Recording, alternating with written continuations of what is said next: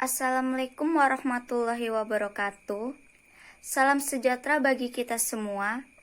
Yang saya hormati Bapak Sunarto SESMI, selaku dosen pengampu mata kuliah Ekonomi Internasional, Fakultas Ekonomi di Universitas 17 Agustus 1945. Kemudian yang saya hormati teman-teman yang saya banggakan. Izinkan saya memperkenalkan diri. Nama saya Rahmawati Nuriza, akan menjelaskan materi tentang ruang lingkup ekonomi internasional. Ruang lingkup ekonomi internasional. Ekonomi internasional. Apa yang kira-kira Anda bayangkan tentang ekonomi internasional?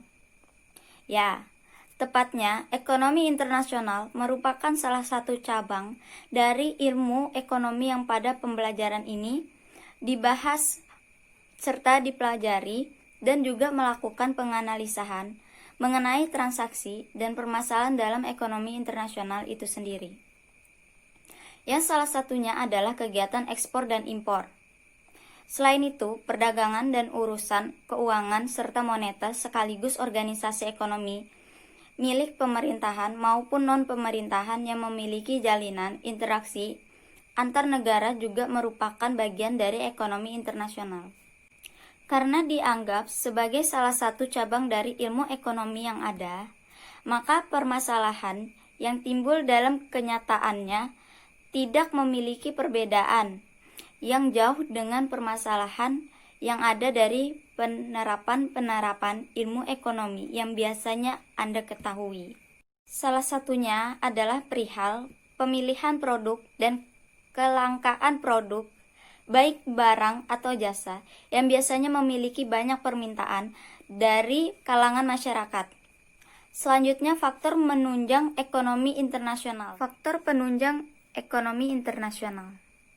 Berikut ini adalah beberapa faktor yang sekiranya dapat mendorong sebuah negara untuk menunjang kegiatan ekonomi internasional, antara lain: 1. Memiliki keinginan untuk dapat keuntungan yang tujuannya agar dapat meningkatkan pendapatan negara. 2. Memiliki kemampuan yang berbeda dalam bidang ilmu pengetahuan dan teknologi iptek untuk dapat mengelola sumber daya. 3. Memiliki kelebihan produk atau barang di dalam negeri sehingga melakukan ekonomi internasional merupakan hal yang tepat. 4. Adanya perbedaan sumber daya alam, tenaga kerja, adat dan istiadat, iklim yang dimiliki suatu negara sehingga hasil atau jenis produksi yang dihasilkan antara negara satu dengan negara yang lain mengalami perbedaan. 5. Terdapat era globalisasi di mana tiap satu negara tidak mungkin bisa hidup dengan sendirinya tanpa bantuan dari negara-negara lainnya. 6. Adanya kesamaan selera terhadap suatu model di zamannya. 7. Adanya keinginan untuk dapat membuka suatu peluang kerja sama serta hubungan-hubungan diplomatik yang dilakukan dengan masyarakat dari negara-negara lain. Berikutnya, tujuan ekonomi internasional. Tujuan daripada kegiatan ekonomi internasional yaitu untuk bisa meningkatkan kemakmuran suatu negara yang lebih baik untuk seluruh lapisan masyarakat. Nah, tujuan tersebut dapat diraih apabila terdapat berbagai macam kegiatan ekonomi internasional, seperti contohnya ekspor-impor, perasuransian, pengkreditan, investasi, dan bidang yang lainnya.